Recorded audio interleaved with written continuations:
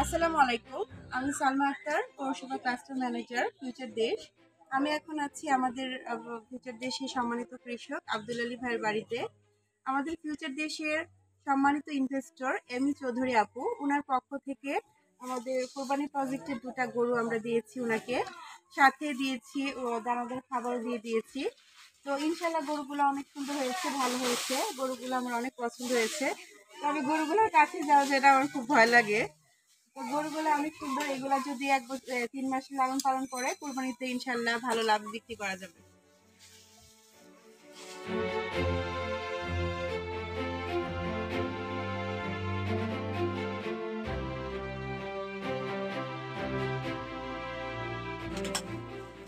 আমরা সাথে দানাদার খাবারও দিয়ে দিয়েছি।